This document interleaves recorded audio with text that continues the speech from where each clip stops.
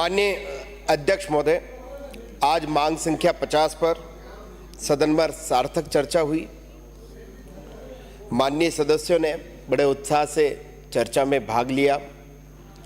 अपनी मांग के साथ उन्होंने बहुत महत्वपूर्ण अपने सुझाव भी दिए और इन सब के लिए मैं उन सभी माननीय सदस्यों को मैं धन्यवाद ज्ञापित करना चाहता हूं कि हमारा पूरा प्रयास रहेगा कि यथासंभव इन सुझावों एवं मांगों को हम पूरा करने का प्रयास करेंगे।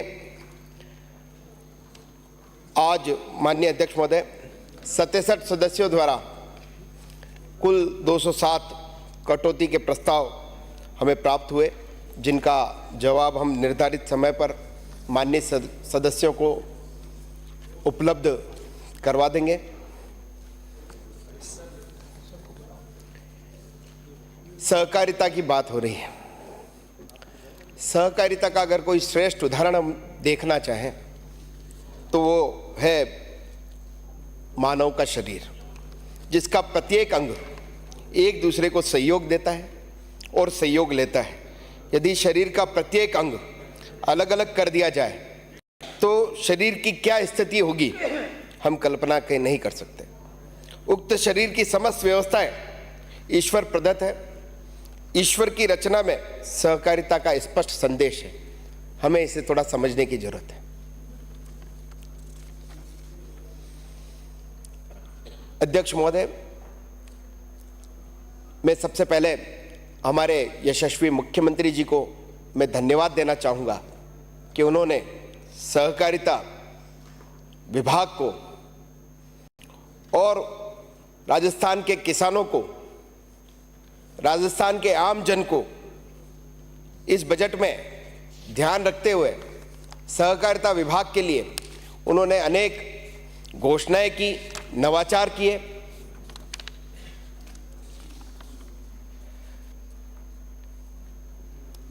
मैं इस अवसर पर हमारे देश के यशस्वी प्रधानमंत्री आदरणीय नरेंद्र मोदी जी को भी इस अवसर पर मैं धन्यवाद देना चाहूँगा कि उन्होंने 2021 में सहकारिता विभाग, जो कहीं ना कहीं कृषि विभाग के अंतर्गत आता था, उसको एक पृथक विभाग बना करके जो ये सहकारिता, जिस पे आज दिन भर बड़ी चर्चा हुई कि इतना महत्व का विभाग है, इस महत्व को समझने का काम अगर किसी ने किया है तो देश के यशस्वी प्रधानमंत्री आदरणीय मोदी जी ने किया है। और एक पृथक विभाग बना करके, और आपने देखा होगा देश के जो है सहकारिता मंत्री जो है आदरणीय अमित शाह जी, जिस गुजरात मॉडल की आप चर्चा कर रहे हैं, उन्होंने इसके विभाग के महत्व को समझते हुए उन्होंने जो नए नवाचार जो किए हैं वो हम सबके सामने हैं। 54 नए नवाचार ला करके कैसे हम इस कोऑपरेटिव सेक्टर को हम मजबूत कर सकते हैं, इसकी चिंता अगर किसी ने की है तो देश के प्रधानमंत्री मोदी जी ने और हमारे सहकारिता मंत्री आदरणीय अमित शाह जी ने की है। मैं राजस्थान के सहकारिता आंदोलन की भी इस अवसर पर चर्चा करना चाहूंगा। सहकारिता आंदोलन की स्थापना की तारीख भी अभी कुछ सदस्यों ने बताई कि इतना समय पुराना हो गया है, लेकिन मैं इस सदन में सबको ये बताना चाहूँगा कि गांव का गरीब, आदिवासी, किसान, हर जरूरतमंद व्यक्ति कहीं न कहीं इस डिपार्टमेंट से जुड़ा हुआ है। राजस्थान में अभी जिस तरह से चर्चा हो रही थी कि 41,000 सहकारी समितियाँ हैं और उसमें सीधे सीधे 1,35,00,000 लोग इस सहकारिता से जुड़े हुए हैं। और उनकी पूंजी की अगर बात करें तो केवल हिस्सा राशि ही 21,480 करोड़ रुपए है। और इनकी अगर कार्यशील पूंजी की अगर बात करें तो 1,01,37,096 करोड़ रुपए इसकी कार्यशील पूंजी में ये विभाग काम कर रहा है। इस विभाग के महत्व को हम यहीं से समझ सकते हैं कि लगभग 20% आबादी जो है प्रदेश की, वो कहीं ना कहीं कोऑपरेटिव डिपार्टमेंट से जुड़ी हुई है। मैं इस अवसर पर हमारे यशस्वी मुख्यमंत्री जी को मैं धन्यवाद देना चाहूँगा। अभी कुछ सदन में सदस्यों ने चर्चा की थी कि सहकारिता में नए लोगों को नहीं जोड़ा जाता है, उनको ऋण भी नहीं दिया जाता है, लेकिन इस बजट में आदरणीय मुख्यमंत्री जी ने जो किसानों को अल्पकालीन ज़रूरतें होती हैं उसके लिए उन्होंने इस बजट में 23,000 करोड़ रुपए की अल्पकालीन ऋण देने की घोषणा की। और साथ में जो अभी बेराराम जी अभी ओसिया से आने वाले विधायक जी कह रहे थे कि इसमें नए सदस्यों को नहीं जोड़ा जाता है, तो यहाँ हमारे मुख्यमंत्री जी ने 5 लाख नए सदस्यों को भी इस सहकारिता के इस आंदोलन से जोड़ने की उन्होंने घोषणा की है। और आपको सदन को मैं जानकारी भी देना चाहूँगा कि कल 24 तारीख तक लगभग 24 लाख किसानों को ऋण वितरण किया जा चुका है।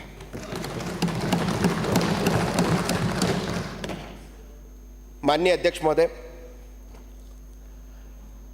राज्य सरकार ग्रामीण परिवारों में और उनकी आय बढ़ाने के लिए, उनको आर्थिक रूप से मजबूत करने के लिए सदैव प्रयासरत है। माननीय मुख्यमंत्री जी स्वयं एक किसान परिवार से आते हैं। उन्होंने जो है स्वयं अपने उद्बोधन में भी ये कहा था कि मैं किसान परिवार से आता हूं, किस तरह से मैंने पशुपालन किया है।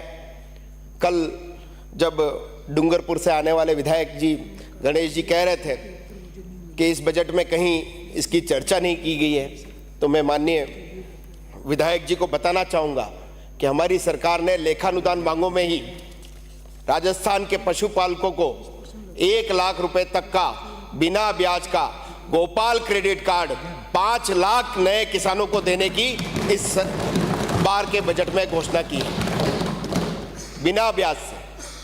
और उस राशि का उपयोग जो है वो चाहे से आप नए पशु अगर आप लेना चाहें, चाहे से केटल शेड जिसकी छाया की बात आप कर रहे थे वो आप अगर करवाना चाहें, चाहे से खेली का निर्माण करना चाहें या डेयरी संबंधित कोई कार्य अगर आप करना चाहते हैं तो उसके लिए आप उस राशि का उपयोग कर सकते हैं।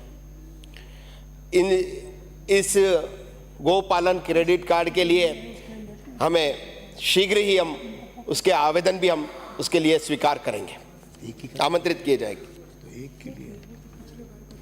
मैं इस अवसर पर माननीय प्रधानमंत्री जी को भी धन्यवाद देना चाहूंगा कि उन्होंने गांव के गरीब किसान की चिंता की। अभी बहुत सारी बातें हो रही थी किसानों की, लेकिन आजादी के बाद पहली बार अगर किसी ने चिंता की है किसानों की तो देश के यशस्वी प्रधानमंत्री आदरणीय मोदी जी ने की। 2019 में उन्होंने किसान सम्मान निधि के नाम से आजादी के बाद पहली बार 3 किस्तों में 6,000 देने की घोषणा अगर किसी ने की है, सीधा उनके खाते में देने का काम अगर किसी ने किया है तो देश के यशस्वी प्रधानमंत्री आदरणीय मोदी जी ने किया है। आदरणीय मोदी जी के नक्शे कदम पर आगे बढ़ते हुए हमारे मुख्यमंत्री जी भी इससे पीछे नहीं रह रहे। उन्होंने भी अपने पहले इस बजट में किसानों को मुख्यमंत्री सम्मान निधि योजना के माध्यम से 2,000 प्रति वर्ष अपने बजट में प्रावधान करके और 1,400 करोड़ का प्रावधान इस साल राजस्थान के किसानों के लिए उन्होंने किया है। और 30 जून को टोंक में उन्होंने 65 लाख किसानों को 650 करोड़ की राशि सीधे उनके खाते में देने का काम हमारी सरकार ने किया है। हमारी सरकार जो कहती है वो करती है।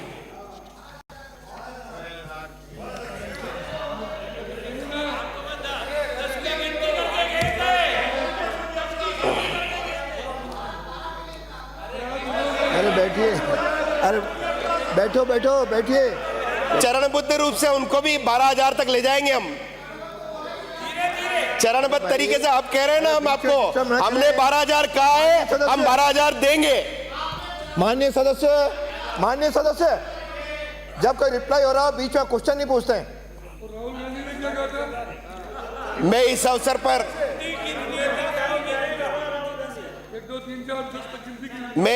पर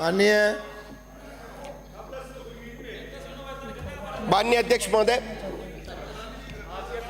मैं इस अवसर पर हमारे राजाखेड़ा से आने वाले रोहित जी नहीं विराजने दिखते हैं, रायसिंह नगर से आने वाले सोहनलाल जी, वो भी इसकी चर्चा कर रहे थे।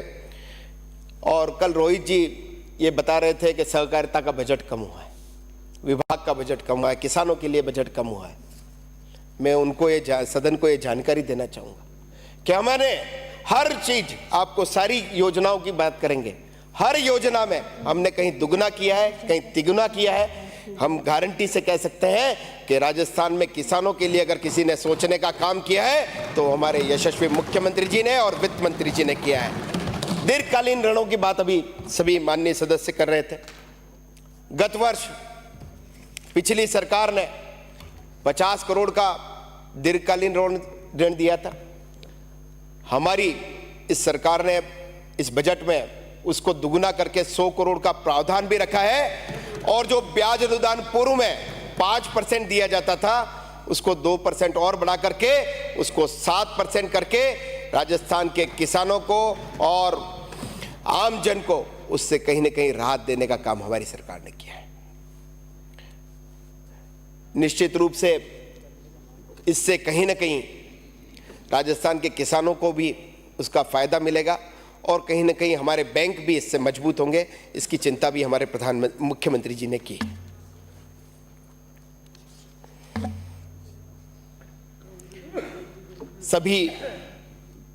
अभी माननीय सभी विधायकों ने ये मांग की कि नए गोदाम होने चाहिए, हमारे यहाँ भंडारण क्षमता बढ़नी चाहिए। इसकी भी चिंता हमारे माननीय मुख्यमंत्री जी ने, वित्त मंत्री जी ने इसमें बजट में प्रावधान रखा है। पिछले साल का जो ये आपका बजट था उसमें 100 मीट्रिक टन की ही गोदामों की घोषणा पिछली सरकार ने की थी। 100 गोदाम और 100 मीट्रिक टन तक हमने 100 से उस 100 मीट्रिक टन से बढ़ा करके हमने 500 मीट्रिक टन तक का गोदाम बनाए। और जो पिछली बार आपने 12 करोड़ का प्रावधान इन गोदामों के लिए रखा था उसको बढ़ा करके हमने 3 गुना करके उसको 35 करोड़ करने का काम हमारी सरकार ने किया है। अभी कस्टम हायरिंग सेंटर की भी बात भी आ रही थी। सभी प्रतिपक्ष के सदस्यों द्वारा भी ये कहा जा रहा था कि हमारे यहाँ भी कस्टम हायरिंग सेंटर खोले जाएं, गोदाम खोले जाएं। तो आपकी भी चिंता हमारी सरकार ने की है। और इस बार के बजट में 1000 नए कस्टम हायरिंग सेंटर, किसानों को कैसे अधिक से अधिक साधन उपलब्ध हो सके, संसाधन उपलब्ध हो सके और कैसे हमारा कोऑपरेटिव सेक्टर अगर मजबूत हो सके, इसकी चिंता करने का काम भी हमारी सरकार ने किया है।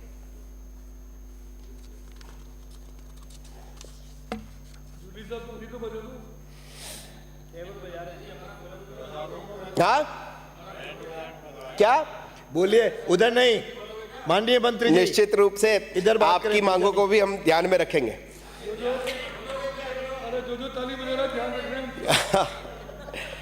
अध्यक्ष महोदय, हमारे कुछ माननीय सदस्यों ने इस तरह से बीच में बार बार बोलना है उचित नहीं है। अरे आप खड़े क्यों रहे हो? आपको 2 बार टोका मैंने। बैठिए, नहीं आए हो और आज सही। माननीय अध्यक्ष महोदय, ये बर्दाश्त नहीं करूंगा, मैं बता रहा हूं। भले पुराने हो, हमारे कुछ माननीय सदस्यों ने भी नहीं कर रहे। से तो बोलो, उत्तर आ रहा है, चुप। यहाँ कोई नहीं बोलेगा। माननीय अध्यक्ष महोदय, हमारे कुछ माननीय सदस्यों ने समितियों एवं अन्य स्तरों पर जो अनियमितताएं हुई है उनकी भी सभी ने चर्चा की। मैं सदन को यह जानकारी देना चाहता हूं कि हमने इन 6 महीनों में हर महीने समीक्षा करके ऐसे जो कर्मचारी जो कहीं दोषी हैं, अनियमितताओं में, गबन में जो पाए जाते हैं, उनको हमने बर्खास्त करने का काम किया है, एपीओ करने का काम किया है, अनुशासनात्मक उनके खिलाफ कार्रवाई करने का काम किया है और जीरो टॉलरेंस पे आगे बढ़ते हुए अन्य जो भी शिकायतें आज आपने जो सदन में आप निश्चित रूप से हमें भी दीजिए, उन पर हम जीरो टॉलरेंस की नीति रखते हुए उन सब पे कार्रवाई करके निश्चित रूप से दोषी लोगों को जेल भेजने का काम हमारा विभाग करेगा, हमारी सरकार करेगी।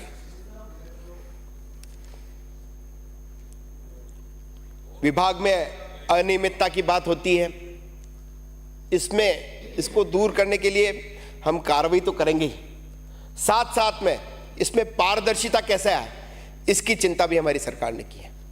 हमने इसमें पूर्ण पारदर्शिता रहे इसके लिए पहले समितियों में सारे काम ऑफलाइन होते थे। हमने सारी समितियों को कंप्यूटराइजेशन करके कैसे वो जो समितियां हैं वो कंप्यूटराइजेशन से गोलाई पे आए और हमने आज दिनांक तक 1231 समितियों को गोलाई की स्थिति पे ला दिया है। अब उसमें अनियमितता की संभावनाएं लगभग शून्य सी हो जाएगी। हम केवल बात ही नहीं करते, काम करने में भी विश्वास रखते हैं। निश्चित रूप से आप जो ये बात कर रहे थे अनियमितताओं की, घोटालों की, लेकिन इन पैक्स और लैंप्स में अभी घनश्याम जी ने भी इस विषय पर बात की थी कि हमारे वहाँ समिति में गणेश जी ने, सभी ने लगभग काफ़ी माननीय सदस्यों ने जो है इसमें कहा था कि हमारी समितियों में इस तरह से घोटाले हो जाते हैं, ये हो जाते हैं। लेकिन निश्चित रूप से ये जब सारी समितियाँ, और ये मैं गारंटी के साथ कह सकता हूँ कि हम जितनी भी प्रदेश में जितनी भी पैक्स है उन सबको हम कंप्यूटराइजेशन करके, उनको गो लाइव करके, उनको ऑनलाइन करके किसान को ये पता रहे, और हम ये साथ में उसको मैंडेटरी करेंगे कि किसान को उसके लेन देन के साथ में उसको पासबुक भी उपलब्ध कराई जाए और उसको सारा डेटा वो जब चाहे, अगर वो ई मित्र पे चाहे तो भी उसको मिल सके। ऐसी व्यवस्था करने का काम हमारी सरकार करेगी।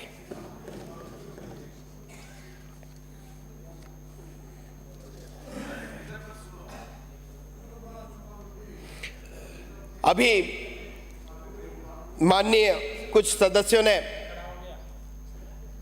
ये भी बताया कि व्यवस्थापक जो है पीडीओ से काम कर रहा है, उस पर किसी तरह की कोई लगाम नहीं है।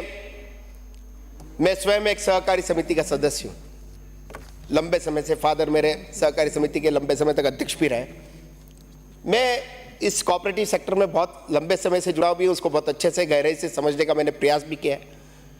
ये जो समितियों में जिस प्रकार से गबन होते हैं, घोटाले होते हैं, अगर वहाँ का संचालक मंडल जो है अगर वो जागरूक होता है, वो अगर एक्टिव होता है, तो वो समिति, आप निश्चित रूप से वो समिति कहीं ना कहीं व्यापार में भी आगे होगी। वहाँ की समिति का हर काम जो है वो श्रेष्ठ भी होगा और उसमें किसी तरह की गबन और घोटाले की शिकायत नहीं रहेगी।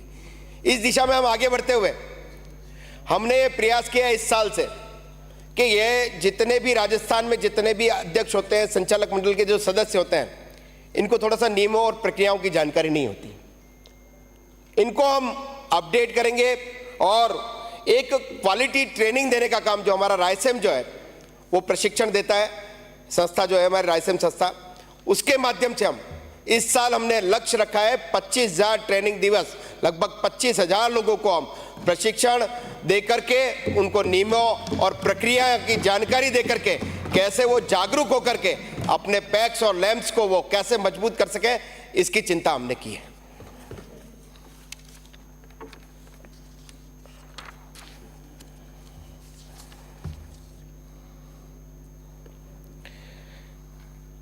माननीय अध्यक्ष महोदय, कुछ माननीय सदस्यों ने ये बताया कि ये जो गबन होते हैं, ये जो लेकुने हैं इस कोऑपरेटिव कोड में, इसमें भी कहीं ना कहीं सुधार करने की ज़रूरत है। जैसा कि मैं जयपुर में भी महसूस करता हूँ कि बहुत सारी गृह निर्माण सरकार की समितियाँ हैं जिसमें हम चाह करके भी बहुत कुछ नहीं कर पा रहे हैं।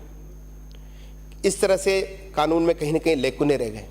इसके लिए भी हमारी सरकार ने चिंता की है और इस बजट में घोषणा भी की है कि हम नया कोऑपरेटिव कोड ला करके जो ये गैप्स है, जो फीलिंग्स है, उनको हम दूर करके नया कोऑपरेटिव कोड ला करके इस कोऑपरेटिव मूवमेंट को हम और सशक्त करने का काम हम करेंगे।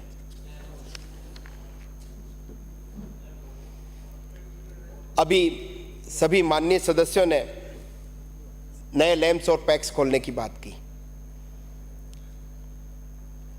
हमारा संकल्प है कि हम हर पंचायत मुख्यालय पर जो है सहकारी समिति का गठन करें और हर ब्लॉक पर हम महिला समिति का भी, महिलाओं को भी आगे रखते हुए उनके लिए भी हर ब्लॉक स्तर पे कोई न कोई एक समिति उनकी भी हो, पैक्स उनके लिए भी हो, ऐसा काम करने का काम हमने किया है। और हमारी सरकार बनने के बाद 51 नए महिला पैक्स बना करके उनको 3 लाख रुपए की जो इनकी हिस्सा राशि होती है उनको ट्रांसफर भी कर दी है और उन महिला समितियों को भी एक्टिव करने का काम हमारी सरकार ने किया है।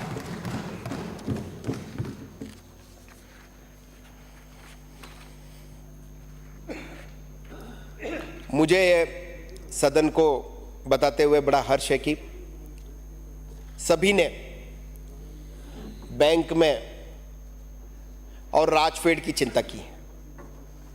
माननीय अभी पिलानी से आने वाले पीताराम जी काला हो या चाहे से महुधा से आने वाले हमारे राजेंद्र जी हों, उन्होंने कहा कि बैंकिंग जो है हमारी कहीं न कहीं भर्ती की या कहीं न कहीं कमियों की वजह से वो सफ़र कर रहा है। उसके लिए भी हमने चिंता करते हुए, हमारी सरकार ने चिंता करते हुए 700 नए पदों की राजफेड में, तो राजफेड बनने के बाद पहली बार, और बैंक में पिछले 5 सालों से कोई भर्ती नहीं हुई थी, उस भर्ती को हम चालू करते हुए शीघ्र ही इस प्रक्रिया को हमने प्रारंभ कर दिया है। जल्द ही 700 पदों की भर्ती हम IPBMS एक संस्था है सरकारी, उसके माध्यम से इन संस्थाओं को भर्ती करने का काम हम करेंगे रिक्त पदों पर। इन भर्तियों से बेरोजगारों को तो रोजगार मिलेगा ही, लेकिन इन संस्थाओं की जो एफिशिएंसी है, उनकी क्षमता जो है वो भी निश्चित रूप से मजबूत होगी। माननीय अध्यक्ष महोदय, मुख्यमंत्री महोदय ने 11 जुलाई को बजट होने के अगले दिन बाद ही सभी विभागों की बजट घोषणाओं का प्रभावी समयबद्ध क्रियान्वयन हो, इस हेतु निर्देशित किया गया था। विभाग द्वारा भी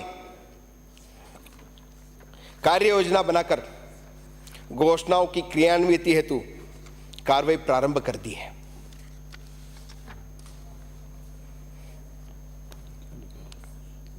माननीय अध्यक्ष महोदय, मैं सदन को बताना चाहता हूं,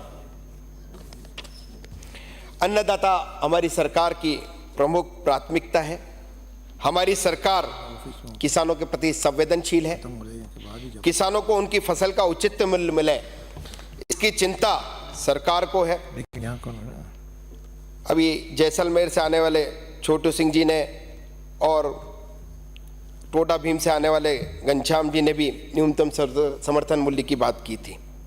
हमारी सरकार बनने के बाद हमने मूंगफली, मूंग, सरसों, चना, इनकी लगभग 4,34,140 मैट्रिक टन हमने ये फसल खरीदी है और लगभग 2587 करोड़ रुपए का भुगतान हमने किसानों को कर दिया है। अभी कुछ माननीय सदस्यों ने इस खरीद में हुई कुछ अनियमितताओं की चर्चा की। कुछ पुराने जो प्रकरण है, चाहे से नाचना हो, रावला हो, ये अनियमितता की बात कर रहा हूं। ये नाचना, रावला और भी रतनगढ़ से आने वाले विधायक जी, उन्होंने भी 2 दिन पहले उसकी सदन में उसका प्रश्न रखा था। निश्चित रूप से इन तीनों जगह हमने वहाँ कमेटियाँ भी बना दी है। वैसे ये गड़बड़ियाँ तो पिछली सरकार में हुई थी, लेकिन मैं सदन को आश्वस्त करता हूँ कि निश्चित रूप से जो वाजिब किसान हैं उनको पैसा मिलेगा और जो दोषी अधिकारी हैं, कर्मचारी हों, उनको अनुशासनात्मक कार्रवाई करने का काम हमारी सरकार करेगी। और ये अनियमितता आगे से नहीं हो, इसकी चिंता भी हमने की है। जो समस्याएं हैं उनको हमने ऑब्जर्व किया है, जो गैप्स हैं उनको भी हमने समझने का प्रयास किया है। इनको हम ठीक करते हुए, चाहे से वो परिवहन में हो, चाहे से जो सेंटर्स गड़बड़ी करते हैं उन पे विशेष निगाह रखने की बात हो, इन सब कामों को करके हम कैसे किसानों को अधिक से अधिक राहत दे सकें, कैसे उनको उचित मूल्य में उनका हम उचित मूल्य पर हम उनका उचित समर्थन मूल्य पर उनकी हम खरीद कर सकें, इसकी चिंता करने का काम हमारी सरकार ने किया है। मैं निश्चित रूप से आश्वस्त करता हूं कि हम इसमें और कमी ला करके अधिक से अधिक हम इसमें समर्थन मूल्य पे खरीद भी करेंगे। और जैसा कि कुछ और प्रोडक्ट्स की बात की, अभी माननीय एक सदस्य ने 10% 5% की बात की थी, वैसे भारत सरकार जो है वो 25% खरीदी, जितनी भी आपकी उपज होती है उसकी 25% खरीदने के लिए हमें लक्ष्य दिए जाते हैं। और हमने इस साल और भी प्रयास किया, हमने केंद्र सरकार से आग्रह भी किया है कि इस खरीद का जो टारगेट है वो बढ़ा करके 50% उसको किया जाए। निश्चित रूप से केंद्र में डबल इंजन की सरकार है, निश्चित रूप से किसानों के लिए वो निश्चित रूप से कोई नया संदेश लेकर के आएगी। मुझे पूरा विश्वास है कि किसानों को जो है वो उचित मूल्य उनकी फसलों का मिलेगा।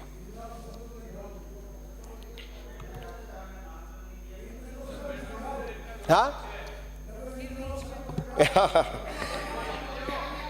माननीय सूरजगढ़ से आने वाले विधायक जी आदरणीय श्रवण जी ने भी कल आयुर्वेद की चर्चा पर थोड़ी सी चिंता व्यक्त की थी। हमें जो है सारे, हाँ डॉक्टर श्रवण कुमार जी, उन्होंने चिंता की व्यक्त की थी कि ये उत्पाद जो है वो कहीं न कहीं रासायनिक खादों से होते हैं, इस तरह से होते हैं। हमारे सहकारिता विभाग ने इसमें भी चिंता की। हमने जवाहर कला केंद्र के इस शिल्प ग्राम में एक ही छत के नीचे हमने एक मसाला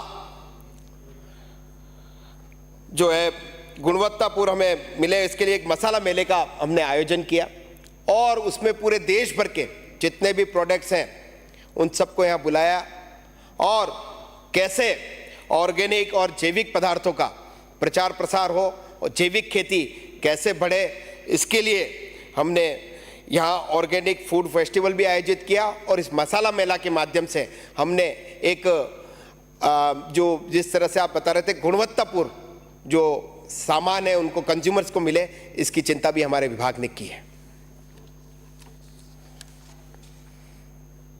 माननीय अध्यक्ष महोदय, कुछ सदस्यों ने भंडार की चिंता भी की थी। सभापति महोदय,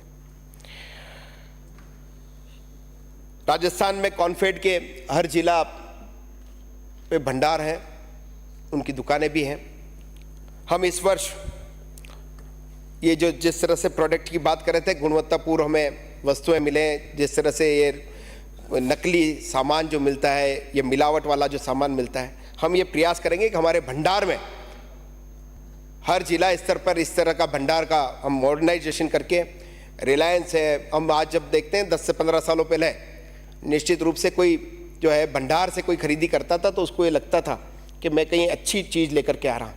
मैं अपनी तरफ से प्रयास करूँगा कि हम धीरे धीरे करके हम एक के बाद एक करके हम उन भंडारों का मॉडर्नाइजेशन भी करेंगे और उन पर गुणवत्तापूर्ण आपको सामान मिले, इसकी चिंता भी हम करते हुए हर जिला स्तर पर हम कॉन्फेड के माध्यम से, भंडार के माध्यम से हम भंडार खोलने का काम हम करेंगे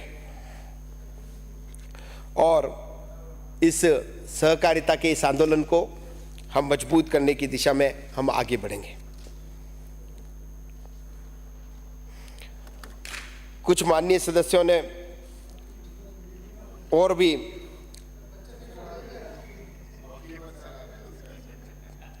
माननीय सभापति महोदय, अंत में मैं आपके माध्यम से इस सदन से अनुरोध करना चाहूंगा कि समृद्ध कुशल समृद्ध सहकार खुशहाल किसान हमारी प्राथमिकता है।